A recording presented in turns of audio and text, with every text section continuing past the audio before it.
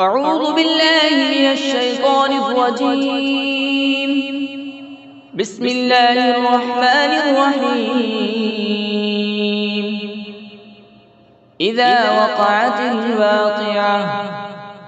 ليس لوقعتها كاذبة خافضة رافعة إذا رجت الأرض رجا وبست الجبال بسا فكانت هباء منبثا وكنتم أزواجا ثلاثة فأصحاب الميمنة ما أصحاب الميمنة وأصحاب المشأمة ما أصحاب المشأمة والسابقون السابقون أولئك المقربون في جنات النعيم ثلة من الأولين وقليل من الآخرين على سرر موضونة متكئين عليها متقابلين يطوف عليهم ولدان مخلدون بأكواب وأباريق وكأس من معين لا يصدعون عنها ولا ينزفون وفاكهة مما يتخيرون ولحم طير مما يشتهون وحور عين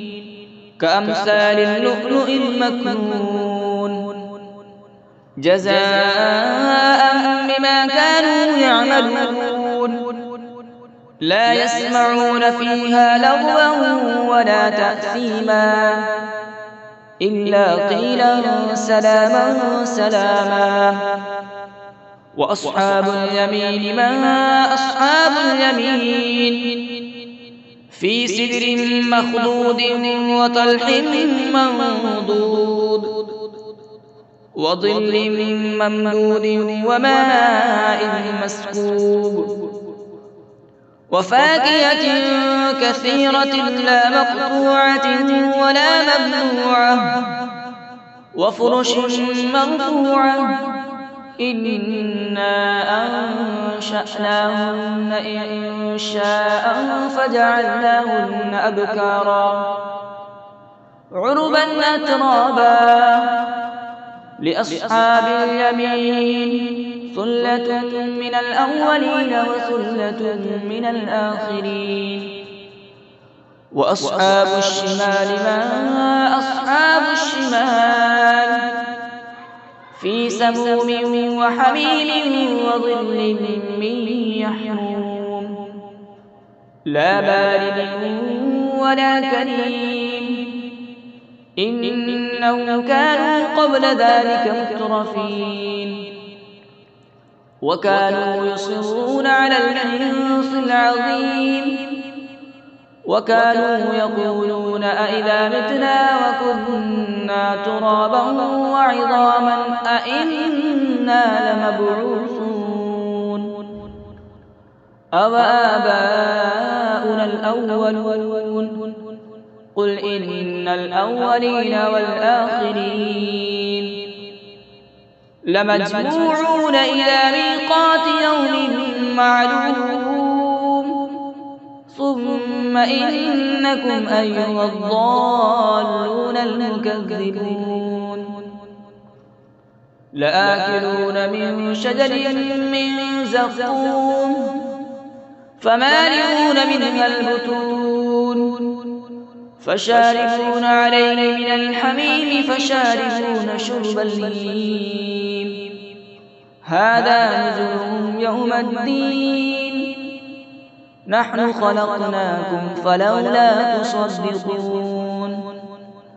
أفرأيتم ما تمنون أأنتم تخلقونه أم نحن الخالقون نحن قدرنا بينكم الموت وما نحن بمسبوقين على أن نبدل أمثالكم وننشئكم فيما لا تعلمون ولقد علمتم النشأة الأولى فلولا تذكرون أفرأيتم ما تحرثون أأنتم تزرعونه أم نحن الزارعون لو نشاء لجعلناه حطاما فظلتم تفكهون إنا لمغرمون بل نحن محرومون أفرأيتم الماء الذي تشربون أأنتم أنزلتموه من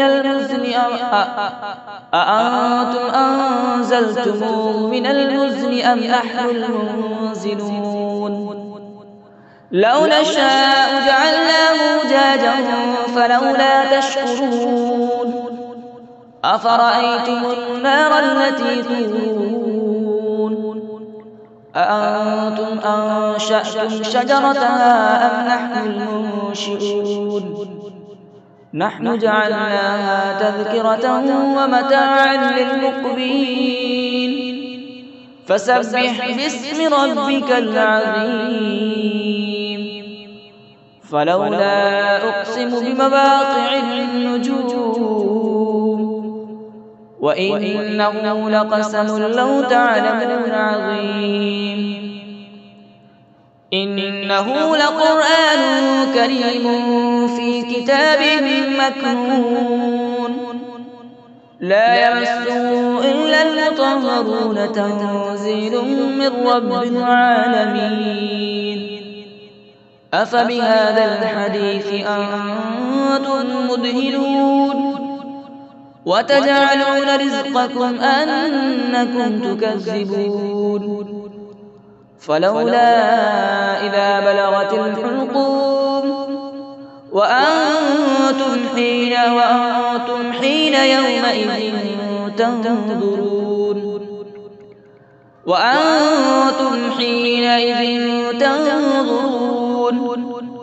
ونحن أقرب إليه منكم ولكن لا تبصرون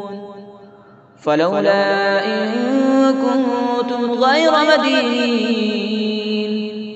ترجعونها إن كنتم صادقين فأما إن كان من المقربين فروح وريحان وجنة نعيم وأما إن كان من أصحاب اليمين فسلام لك من أصحاب اليمين وأما إن كان من المكذبين الضالين فنزل من حميم وتسلية جحيم إن هذا لهو الحق اليقين